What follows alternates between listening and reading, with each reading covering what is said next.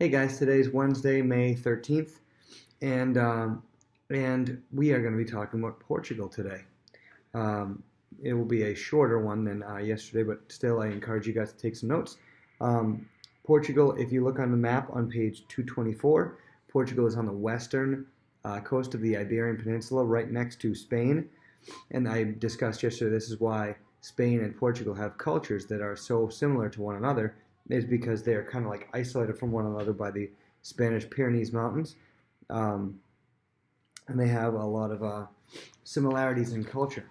If we start reading on page 229, Little Land. Small Portugal is the westernmost country of mainland Europe. It is bounded on the north and east by Spain and on the south and west by the Atlantic Ocean.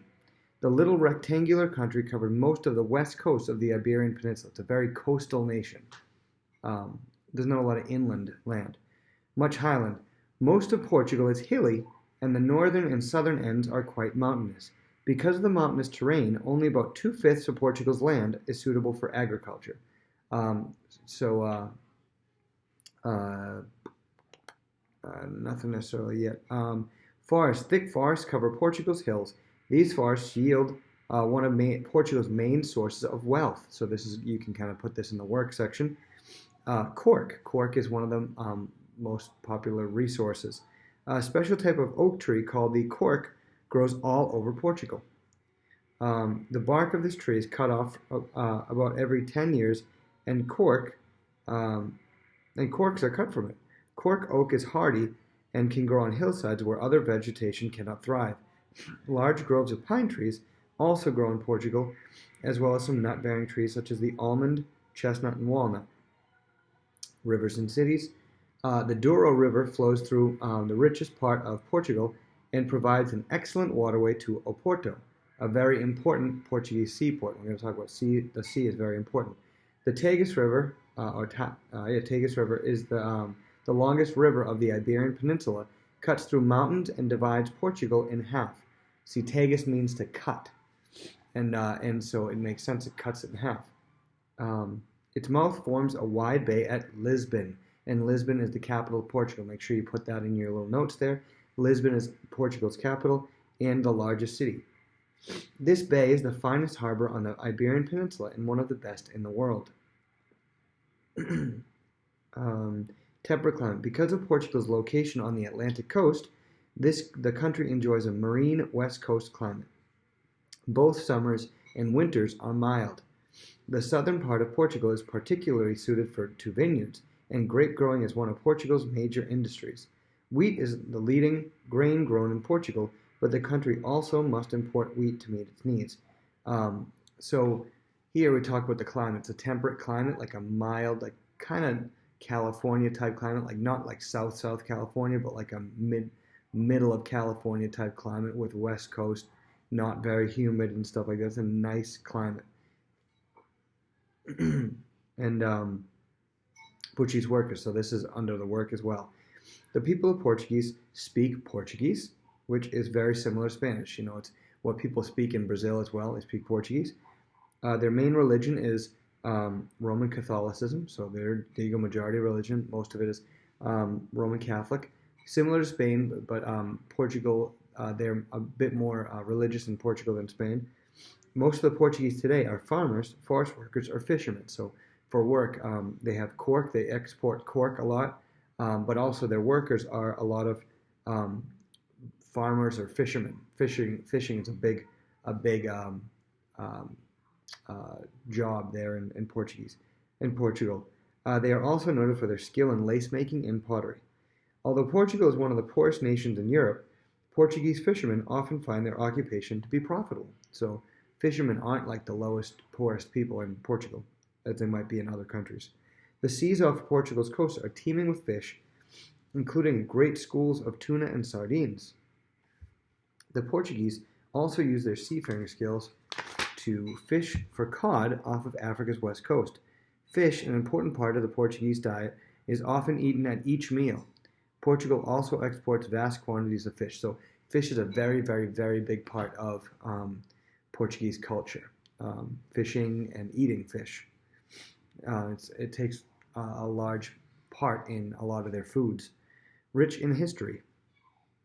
The Portuguese people take pride in the fact that once they were among the most powerful nations on earth and rulers of a vast empire. So, kind of like Spain, they were one of the most powerful nations in the earth, and then they kind of declined after a little while. They were around a similar time as Spain, around the 1400s, 1500s. They were very powerful, but they're declining. They've declined, and they're not even probably in the top 25 most powerful nations in the world. In the 1400s and 1500s, Portugal played an important part in the great exploration of the New World. The Age of Discovery. In 1385, John I became the King of Portugal. His reign marked the start of Portugal's greatest days of glory. King John had a son who was an avid sailor and explorer. He was called Prince Henry the Navigator.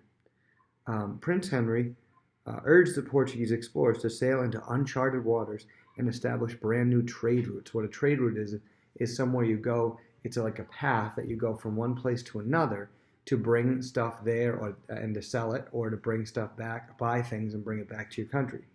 He even offered rewards to navigators who discovered new lands. Thus, Portugal led the way in the great age of exploration. So, like the 1300s, 1400s, 1500s, 1600s, that was a exploration, like exploring the whole earth. Those few hundred years were it was like a mad dash for European explorers to explore the whole earth. And Portugal was one of the principal people, and that was the greatest part of their nation, the greatest time in their nation, Golden Age. A Portuguese school for geographers and sailors trained many famous explorers, including Portugal's Ferdinand Magellan. Ferdinand Magellan was actually the first man to sail all the way around the world. It's called circumnavigating. Circum means circle, and navigate means like to find a path. So he's the first one to find a path all the way around the world.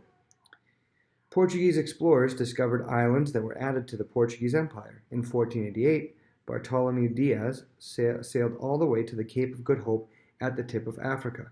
Many Europeans had said that such an accomplishment was impossible. So he went from Europe all the way down and back up again. If you look on page 231, you can see his green path all the way down Africa and to the bottom. He was the first one to do this, and a lot of people thought this was impossible. Diaz's success encouraged others to sail even further, so he was the one that inspired a lot of these other people to do it, different things.